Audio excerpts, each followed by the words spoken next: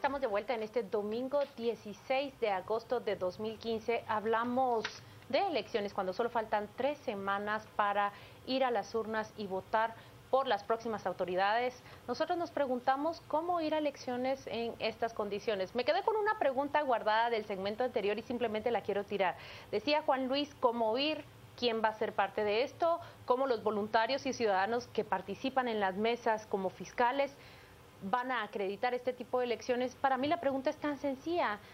¿Cómo el Tribunal Supremo Electoral nos entrega papeletas en las cuales hay personas acusadas o sospechosas de participar en operaciones de lavado de dinero?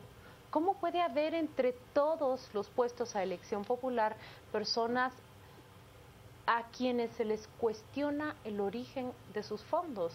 Simplemente con plantearte estas dos preguntas al Tribunal Supremo Electoral, que es el encargado de velar por ese proceso, ya las elecciones de por sí no parecieran tener sentido para una ciudadanía que demanda funcionarios honestos. Pero hablando de honestidad, yo he traído aquí un par de escenarios para que nosotros comentemos en este domingo. El primero de ellos se refiere a Blanca Stalin.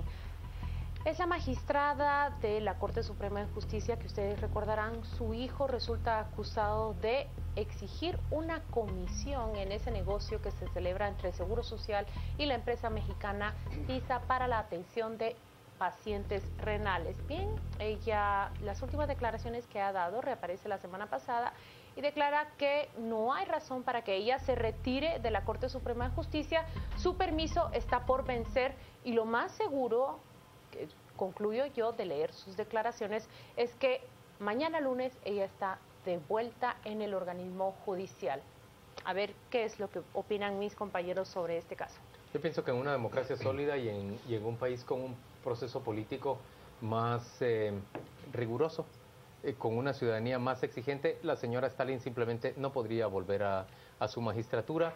Para la propia Corte Suprema de Justicia sería un baldón que ella se encuentre dentro del resto de magistrados votando junto a ellos por cualquier resolución, y me parece que va a afectar en general a la imagen del organismo judicial. Yo recuerdo que ya hubo un antecedente, aquel magistrado que se suicidó, que también tuvo un hijo o dos y tampoco renunció, ¿no? César Barrientos. Yo creo que está la figura, no recuerdo cómo es el nombre, cuando el juez se inhibe, la inhibición judicial de los temas que le afecten.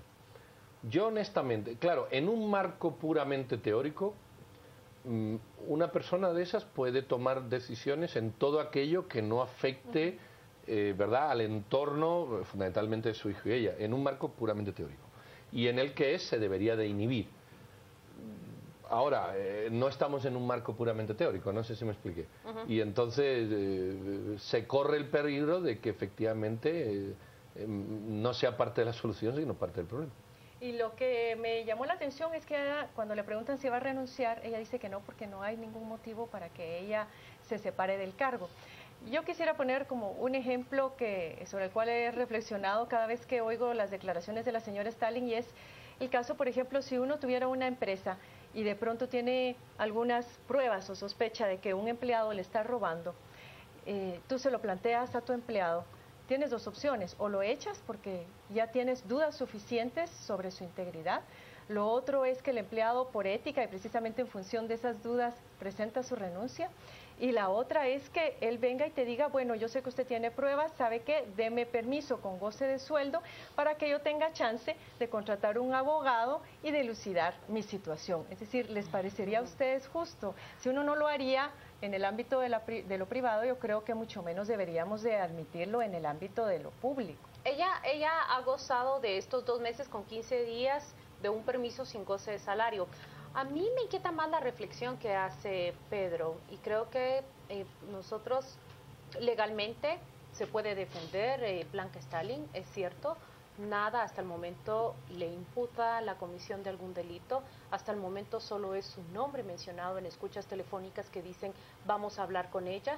Los 4 sabemos acá que eso no constituye evidencia ante un proceso que se quiera levantar en contra de ella. Pero Pedro tiene razón, esto es la teoría, y en la práctica el nivel de exigencia de la ciudadanía ha exigido. Vamos hacia una conciencia social, vamos hacia una ciudad, hacia un pueblo que demanda mucho más de sus funcionarios, no solo en el plano jurídico, sino en el plano ético y moral.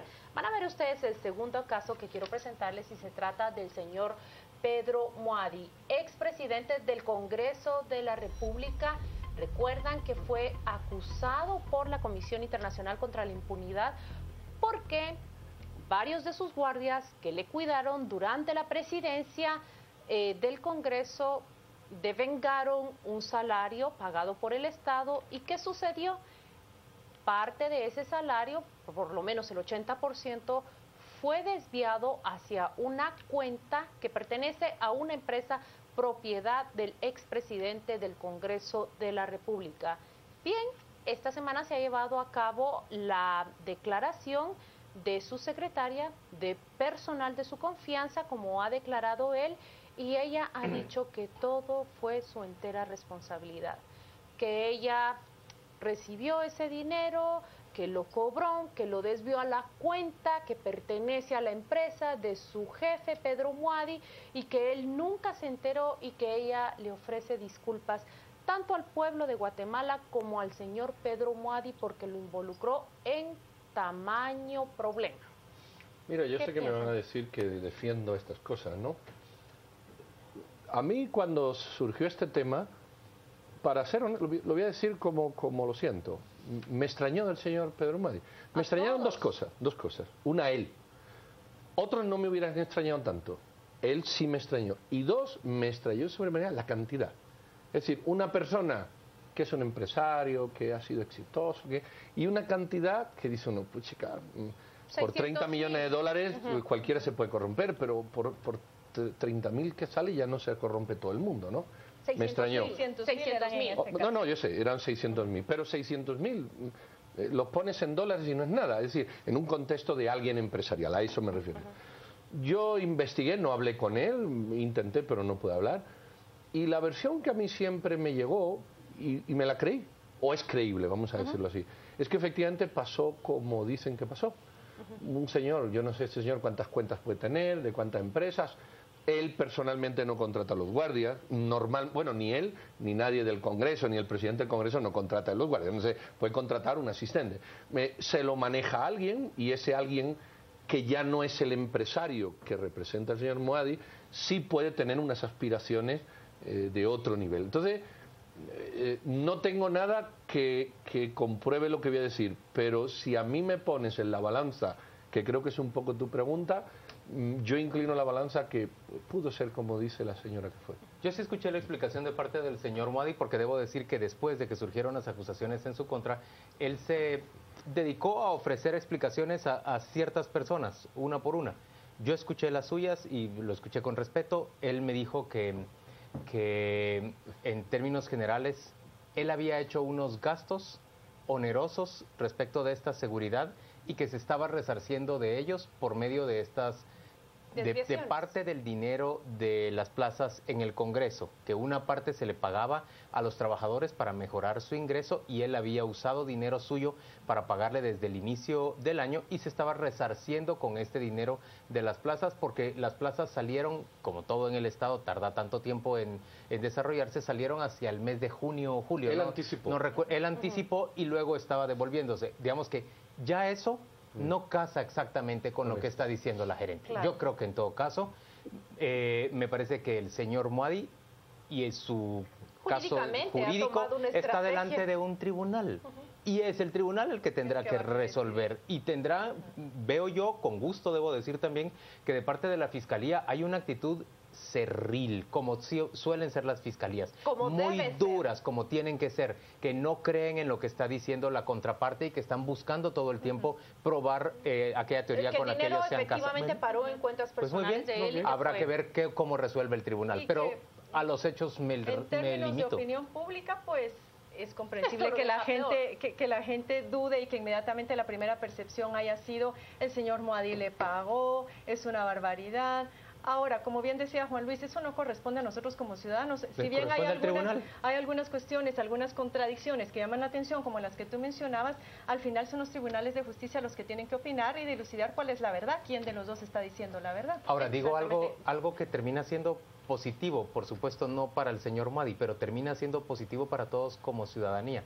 Señores, unos y otros, los casos que se han encontrado de dudas o suspicacias respecto a manejos de fondos públicos están siendo tratados en tribunales. Eso no ha ocurrido así en Guatemala por mucho tiempo. Exactamente. Eso es valioso. No estamos en un mejor momento y qué bueno que puedan defenderse y que puedan alegar frente a un tribunal respecto de un caso de este tipo. Mira, eso que tú has dicho cierra, solo un segundo, cierra con la confianza que yo pedía para los tribunales.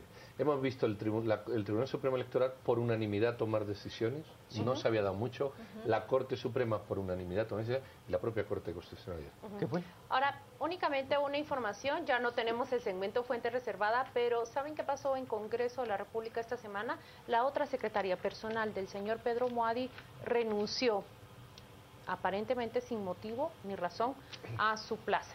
Nos tenemos que ir a una pausa, pero quédese con nosotros que aún tenemos un tercer segmento para que escuchemos y debatamos sobre las noticias de actualidad.